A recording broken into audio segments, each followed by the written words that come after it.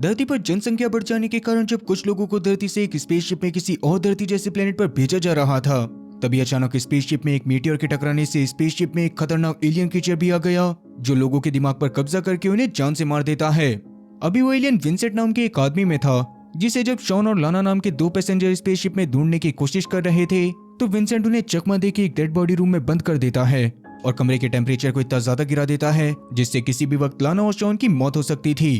उन दोनों को बंद करने के बाद विंसेंट खुद एक थोड़ी सी मोटी सी नर्स को अपने पास मिलने के लिए बुलाता है, और जब वो नर्स उसकी इमोशनल बातों में आकर उससे चुपके से मिलने के लिए जाती है, तो विंसेंट उसकी गुद्दी को पकड़कर उसे जमीन पर बिछाते हुए उसके ऊपर चढ़ जाता है।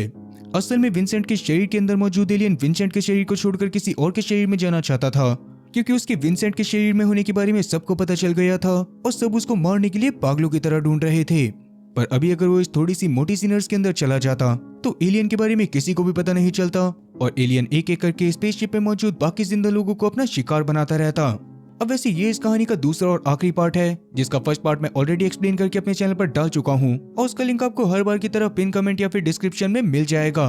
खैर, अभी ठंड में ठिठुर रहे शॉन और लाना को डेड बॉडी रूम में कम्युनिकेटर डिवाइस मिलता है, जिसकी मदद से लाना डॉक्टर हेनरी को कांटेक्ट करके उसे सब कुछ बताती है और हेनरी भी तुरंत ही उनकी मदद करने के लिए मेडिकल रूम से डेड बॉडी रूम की तरफ आने लगता है।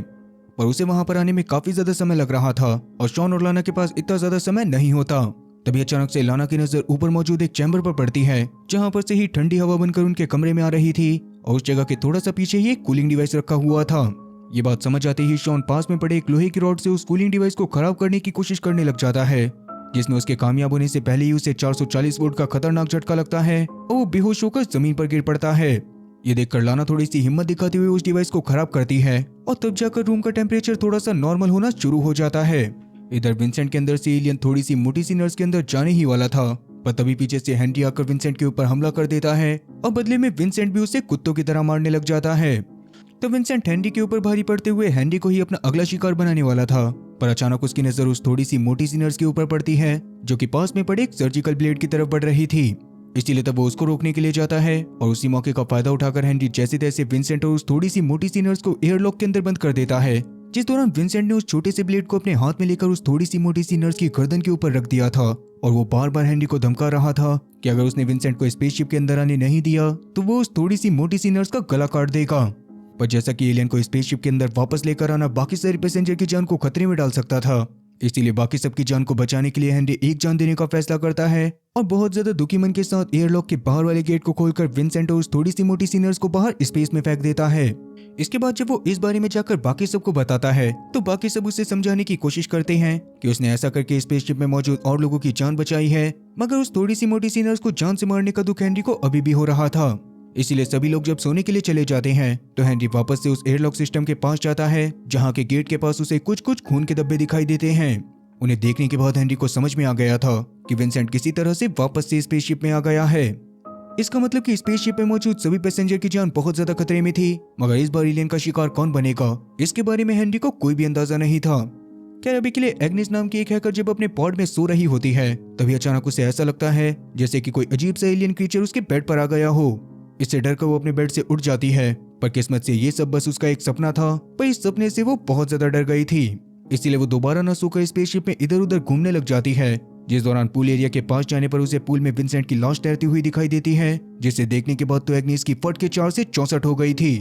अब तक वहां पर हेनरी भी पहुंच जाता है, जो कि विंसेंट की डेड बॉडी को देखने के बाद उसे एग्नेस की मदद से जल्दी से मेडिकल रूम में लेकर आता है। पर विंसेंट के स्कैल्प को फाड़कर उसका दिमाग चेक करने पर हेनरी के तो पूरी तरह से होश उड़ जाते हैं, क्योंकि असल में अब तक वो एलियन क्रीचर विंसेंट के शरीर से निकलकर किसी और के शरीर में जा चुका था और अब वो इंसान उनमें से कौन था इसके बारे में किसी को भी नहीं पता था। इसीलिए हेनरी तुरंत ही शॉन और लाना को अपने पास बुलाकर इस बारे में तुरंत बताता है और वो दोनों भी एलियन क्रीचर को वापस से ढूंढने में लग जाते हैं।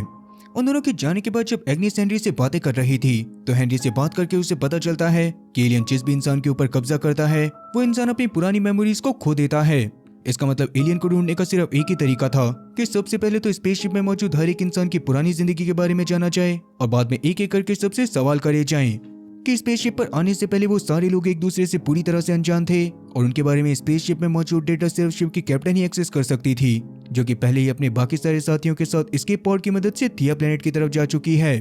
अब ये बात जानने के बाद एग्नेस कुछ सोचते हुए वापस से कंट्रोल रूम में जाती है और जैसे तैसे वहां के सर्वर को पूरी तरह से हैक करने के बाद उसमें मौजूद पैसेंजर का डेटा देखने में लग जाती है।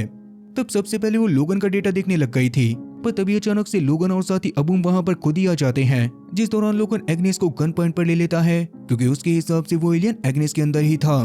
अभी गुस्से में आकर लोगों ने एग्नेस के लैपटॉप को भी तोड़ दिया था, जिसके बाद वो उसको शूट करके खत्म करने वाला होता है। पर तभी वहां पर लाना, हेनरी और जॉन पहुंच जाते हैं, जिस दौरान लाना ने लोगन को गन पॉइंट पर ले लिया था। अब जैसे ही लाना लोगन से बंदूक को छोड़ने के लिए कहती है तो लोगन भी ऐसा कर देता है, पर बंदूक को छोड़ते ही धोखे से उसमें से एक गोली फायर होकर शॉन के हाथ पर लग जाती है। इससे शॉन तो गुस्से में आकर लोगन के पास जाकर उसका मोर बनाने वाला था, मगर जैसे तैसे लाना उसको रोक लेती है। अब हालांकि लाना खुद भी उन दोनों को शूट करके खत्म कर देना चाहती थी, मगर ऐसा ना कर उन दोनों को लिफ्ट में जाने को बोलती है और शॉन बाद में लोगन और अबूम को दूसरे फ्लोर पर भेज देता है। खैर अभी जैसा कि उस एलियन क्रीचर के बारे में पता लगाने के लिए उन लोगों के पास सिर्फ एक ही रास्ता था कि सभी पैसेंजर का सिटी स्कैन करा जाए, इसीलिए शॉन, लाना और हेनरी तुरंत ही मेडिकल रूम की तरफ जाने लग जाते हैं। लेकिन वहां पर जाने के बाद तो उन लोगों का और ज्यादा दिमाग खराब हो जाता है, क्योंकि अब तक वहां पर पड़े उनके सारे इक्विपमेंट को किसी ने खराब कर दिया था और ये काम पक्का उस एलियन का ही होगा, जो कि अपने बारे में किसी को भी पता चलने नहीं देना चाहता। अब कोई और रास्ता ना होने की वजह से जिंदा बचे सभी पैसेंजर को उन लोगों का पुराना सामान वापस करा जाता है, जिसे देखने के बाद सभी लोग अपने परिवार को याद करते हुए बहुत ज्यादा दुखी हो गए थे। और अभी शॉन ने भी लाना को अपने बारे में पूरी सच्चाई बता दी थी। तब लाना शॉन और बाकी सबका मूड सही करने के लिए उन सबको बाहर लेकर जाती है और उनके साथ एंजॉय करते हुए डांस करने लगती है। इस पार्टी में अबूम और साथी लोगन शामिल नहीं थे, तो वो वहीं पर जाकर आसपास की चीजों को देखने में लग जाते हैं। उस दौरान उन्हें काफी सारे एस्केप पॉड दिखाई देते हैं, जिन्हें देखने के बाद तो लोगन और अबूम काफी ज्यादा खुश हो गए थे और वो भी उन्हीं एस्केप पॉड के जरिए थिया प्लेनेट के पास जाना चाहते थे। लेकिन लोगन के एक स्पेस पॉड को चालू करने की कोशिश पर उसे पता चलता है कि उन एस्केप पॉड को सिर्फ क्रू मेंबर ही एक्सेस कर सकते थे। इस बात से लोगन और अबूम को बहुत ज्यादा गुस्सा आया था, क्योंकि उन लोगों का यहाँ से भागने का प्लान धरा का धरा रह गया था। वहीं पार्टी के दौरान एवलिन खुद भी काफी ज्यादा दुखी थी, क्योंकि कहीं ना कहीं यहाँ पर मौजूद सारे पैसेंजर उसकी वजह से फंसे हुए थे। और ऐसा इसीलिए हुआ था क्योंकि कोई भी इमरजेंसी सिचुएशन आने पर एवलिन को ही सभी पैसेंजर को पॉड से बाहर निकालना था और बाद में उन्हें स्पेस पॉड तक पहुंचाना था। मगर टाइलर के प्यार के कारण वो टाइलर को बचाने की कोशिश में इतना ज्यादा डूब चुकी थी कि उसे बाकी पैसेंजर का ख्याल बिल्कुल भी नहीं आया और आखिरी में उसने टाइलर को भी खो दिया। हेनरी और बाकी सब भी पास में बैठे हुए उनकी बातें सुन रहे थे, इसीलिए हेनरी को इस बारे में पता चलने पर वो एवलिन के ऊपर बहुत ज्यादा गुस्सा करता है। कि वहीं जैसा कि ऊपर मौजूद पैसेंजर में केटी नाम की एक औरत भी थी, जो कि लोगन को पिछले पार्ट में बहुत ज्यादा पसंद करने लग गई थी, तो लोगन की चिंता करते हुए उसके लिए थोड़ा सा जरूरत का सामान लेकर जाती है और साथ ही उसे अपने पास मौजूद पुराने सामान को दिखाते हुए उसके बारे में सब कुछ बताने लगती है। लोगन भी तब उसकी बातें सुनकर बहुत ज्यादा इमोशनल हो गया था, इसीलिए वो केटी को किस करते हुए उसका शुक्रिया करता है और बाद में उसे एस्केप पॉड के बारे में बताता है, जो कि उन्हें नीचे वाले फ्लोर पर मिला था।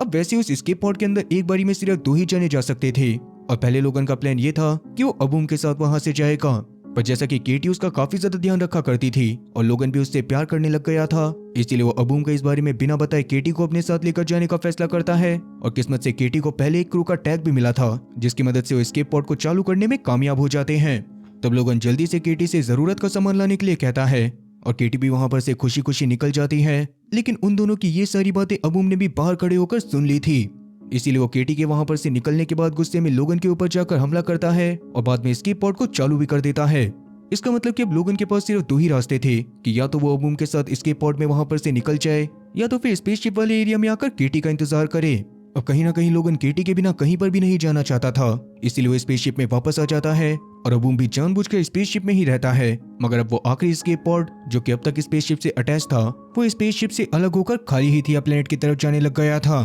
इस बात से लोगन को इतना ज्यादा गुस्सा आता है कि केटी जब सारा जरूरत का सामान उसके पास लेकर आती है तो केटी के ऊपर ही चिल्लाने लग जाता है। इससे गुस्से में आकर केटी वहां पर से चली जाती है और इसके थोड़ी देर बाद एग्नेस लोगन के पास आकर उसके चेहरे पर लेजर लाइट मारते हुए उससे पूछने लगती है कि जब उसे पहली बार मिर्गी पड़ी थी तो वो कितने साल का था।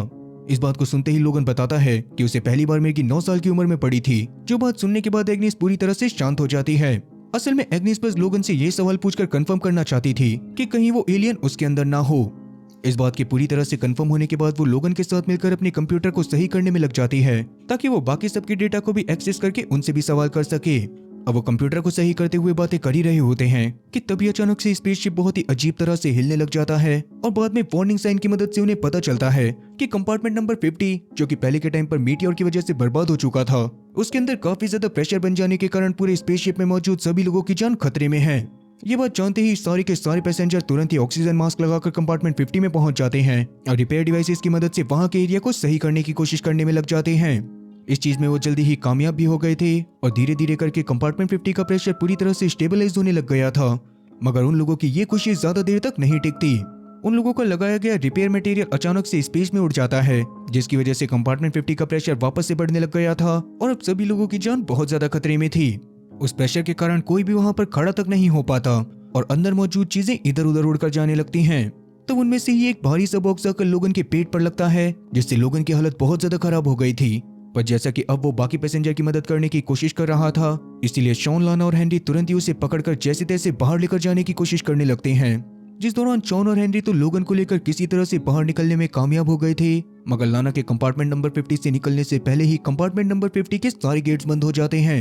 ये देखकर तो किसी को कुछ भी समझ में नहीं आता। पर तब एग्नेस उन्हें स्पेसशिप को चेक करके बताती है कि स्पेसशिप ने अपने सेल्फ डिफेंस प्रोटोकॉल को चालू कर दिया है, जिसके अकॉर्डिंग वो 25 मिनट के अंदर अंदर कंपार्टमेंट नंबर 50 को स्पेसशिप से पूरी तरह से अलग कर देगा।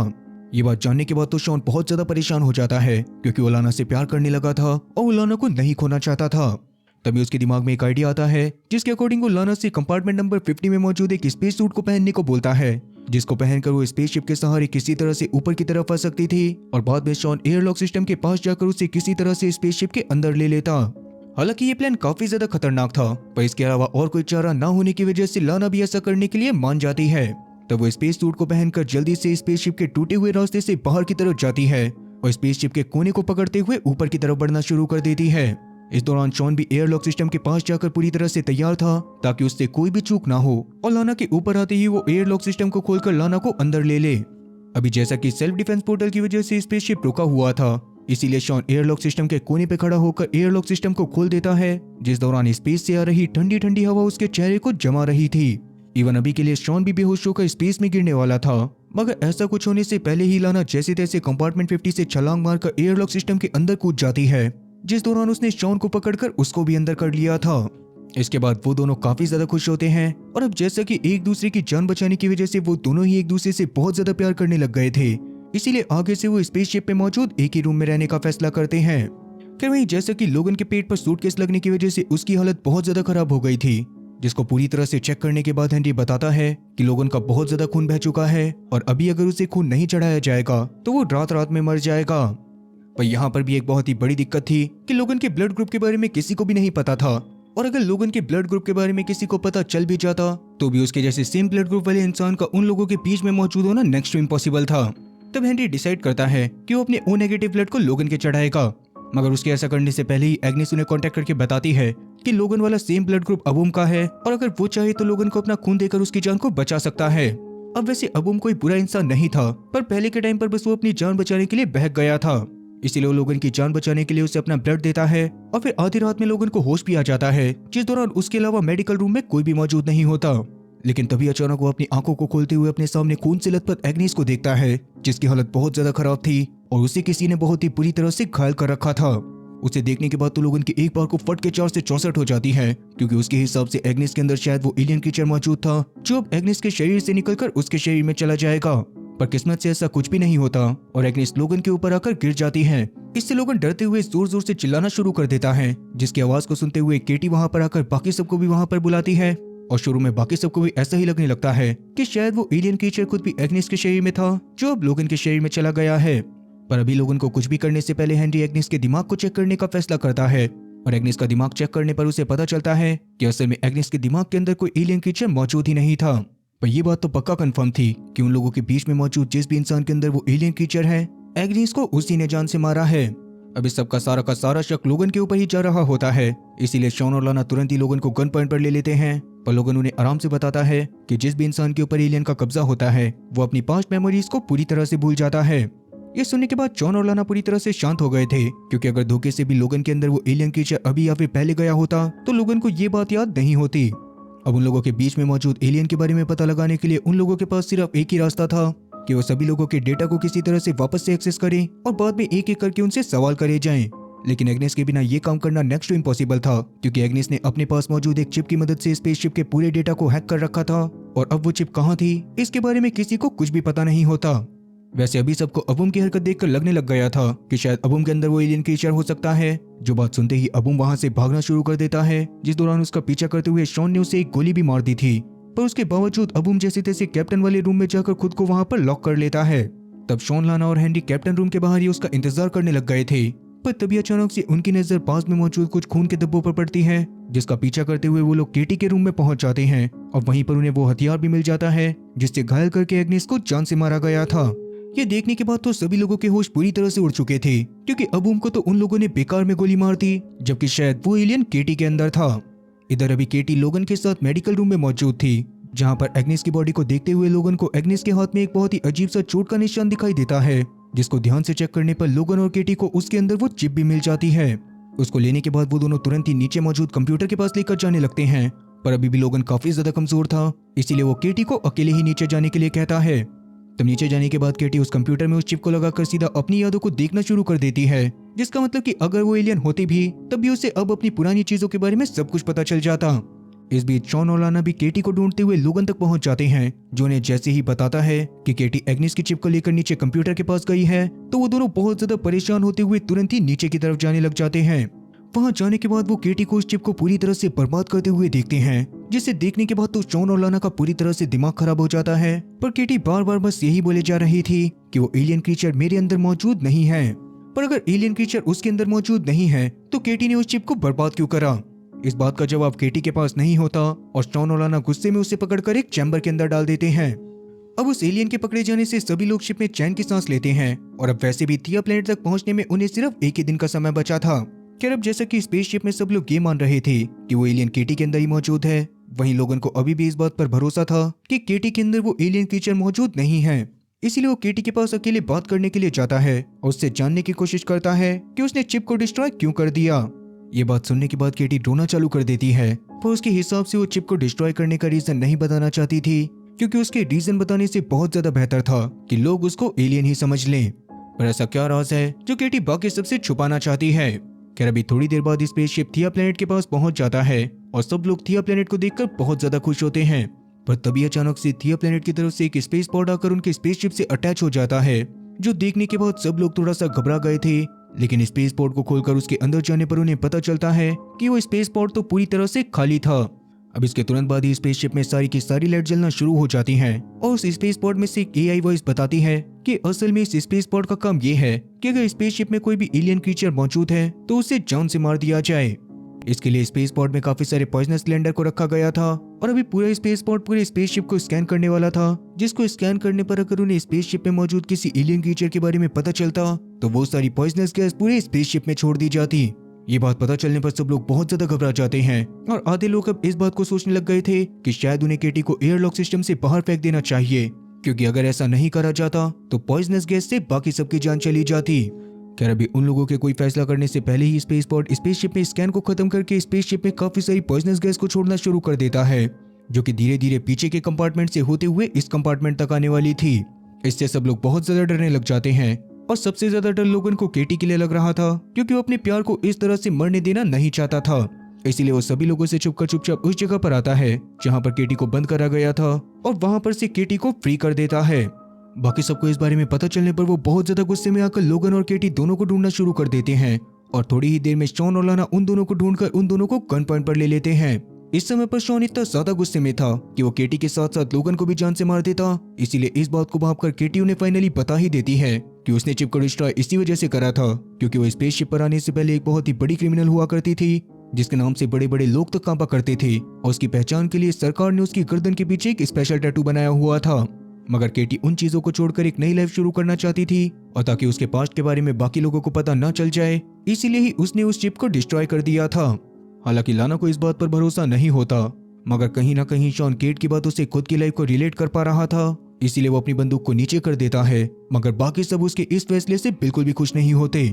तब सभी लोगों को इस तरह से उदास देखकर हेनरी एक तरीका बताता है जिससे केटी के अंदर एलियन के होने न होने का पता करा जा सकता था। इसके लिए वो एक डिवाइस की मदद से केटी के दिमाग तक खून पहुंचने से रोकने वाला था, जिससे केटी कुछ समय के लिए मर जाती, मगर उसके पूरी तरह से मरने से पहले जैसे तैसे उसको करंट देकर जिंदा कर लिया जाता। ऐसे में अगर उसके मरने से स्पेस पॉड से आ रही पॉइजनस गैस रुक जाती तो इसका मतलब केटी के अंदर सच में एलियन क्रीचर मौजूद था। पर अगर पॉइजनस गैस आनी नहीं रुकती तो इसका मतलब बाकी सारे पैसेंजर अभी भी इस बात से अनजान थे कि वो एलियन क्रीचर मौजूद किसके अंदर है। हालांकि ये चीज काफी ज्यादा खतरनाक थी, मगर केटी ऐसा करने के लिए मान जाती है और हैंडी उसे मेडिकल रूम में एक बेड पर लेटाने के बाद उसकी गर्दन से उस डिवाइस को कनेक्ट कर देता है। अभी केटी के अनकॉन्शियस होने के बावजूद भी स्पेस पोर्ट से पॉइजनस गैस आनी नहीं रुकी थी, जिससे सब लोग इस बात को समझ जाते हैं कि केटी के अंदर सच में वो एलियन क्रीचर मौजूद नहीं है। इसीलिए फिलहाल के लिए हैंडी उसे वापस से जिंदा करने के लिए करंट देना चालू कर देता है, जिसका शुरुआत में कोई भी फायदा नहीं होता और सबको लगता है कि शायद अब केटी मारी जाएगी। पर किस्मत से जैसे तैसे केटी की जान बच जाती है और उसके होश में आने के बाद सब लोग इस बात को सोचना शुरू कर देते हैं कि उन लोगों के बीच में मौजूद एलियन क्रीचर कौन है। लेकिन अब धीरे धीरे पॉइजनस गैस उनके कंपार्टमेंट तक भी आने वाली थी, इसीलिए सब इस बात से और ज्यादा परेशान थे। जो देखने के बाद शॉन फैसला करता है कि वो जल्दी से नीचे वाले कंपार्टमेंट और अपने वाले कंपार्टमेंट के सारे ऑक्सीजन सिलेंडर को लेकर आ जाएगा, जिसको सभी लोग पहन लेंगे और किसी तरह से स्पेसशिप के थिया प्लेनेट तक पहुंचने तक खुद को सेफ रख पाएंगे।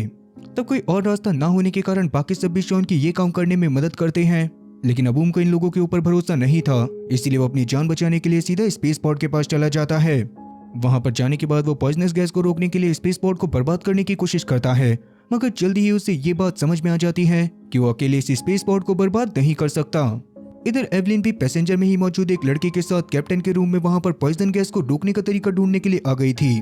जिस दौरान ही उनके हाथ में एक डिवाइस लगता है, जिसको छूते ही उनके सामने तिया और उसके आसपास मौजूद दूसरे प्लेनेट का पूरा डेटा आ जाता है। उस डेटा में तिया प्लेनेट के अलावा तिया के पास मौजूद एक दूसरे प्लेनेट को भी हाईलाइट करके रखा गया था, जो देखने के बाद एवलिन बहुत ज्यादा शॉक होती है, क्योंकि क्रू मेंबर होने के बावजूद भी उसे आज तक इस प्लेनेट के बारे में कुछ भी नहीं पता था, जिसका मतलब साफ था कि उस प्लेनेट पर कुछ तो ऐसा है जो सायरन कंपनी उन लोगों से छुपाना चाहती है। इसी बात को जानने के लिए एवलिन तुरंत ही कैप्टन के कंप्यूटर को एक्सेस करते हुए उसमें मौजूद फाइल्स को देखना शुरू कर देती है, जिस दौरान उसे उस प्लेनेट के नाम वाले फोल्डर में कुछ लोगों की फाइल्स मिलती है, जिन्हें देखकर एवलिन को पता चलता है कि दुनिया से छुपाकर सायरन कॉर्पोरेशन पहले भी इस जगह पर कुछ लोगों को भेज चुकी है, मगर उन लोगों के जमीन पर उतरते के साथ ही उनके ऊपर कुछ अजीब से एलियन क्रीचर ने हमला कर दिया था और वो लोग तड़प तड़प कर मर गए थे।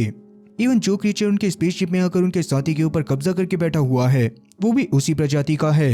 ये देखने के बाद तो एवलिन और उसके साथ ही औरत पूरी तरह से परेशान हो जाती है और उन्हें समझ में नहीं आता कि उन्हें क्या करना चाहिए। दूसरी तरफ शॉन अभी भी लाना और हैंडी के साथ चौथे कंपार्टमेंट में जाकर वहां से ऑक्सीजन सिलेंडर लाने की कोशिश कर रहा था, पर अभी के टाइम पर चौथे कंपार्टमेंट में भी पॉइजन गैस बढ़ना चालू हो जाती है, जो कि हैंडी के शरीर के अंदर भी चली गई थी। इसीलिए वो खुद वहीं पर बैठकर शॉन और लाना से वहां से जाने के लिए कहता है। इधर जब केटी अबूम को ढूंढते हुए उस स्पेस पोर्ट के पास पहुंचती है, तो स्पेस पोर्ट से उसे पता चलता है कि स्पेसशिप में मौजूद दो लोग अपनी जान बचाकर उस स्पेस पोर्ट में जा सकते थे, जिसमें मौजूद एक बटन को दबाकर वो लोग सीधा थिया प्लेनेट पर पहुंच जाते।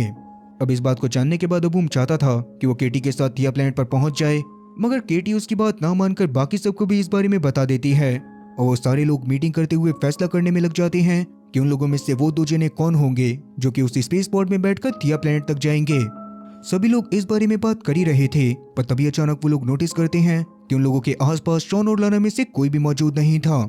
फिलहाल के लिए शॉन अपने कमरे में गया हुआ था, जहाँ पर से जब वो लाना के पहले वाले कमरे में जाता है तो वहां पर उसे डॉक्टर टाइलर का एक कम्युनिकेटर डिवाइस दिखाई देता है। उस कम्युनिकेटर डिवाइस के अंदर काफी सारी रिकॉर्डिंग भी मौजूद थी, जिसमें डॉक्टर टाइलर ने अपनी लाइफ से रिलेटेड काफी सारे इंसिडेंट के बारे में बताया हुआ था। और उन चीजों को सुनने के बाद तो शॉन को एक बहुत ही बड़ा धक्का लगता है, क्योंकि असल में लाना ने वही सारी चीजें उसे अपनी कहानी बनाकर बताई थी। इसका मतलब साफ था कि इतने समय से वो एलियन क्रीचर लाना के अंदर ही मौजूद था।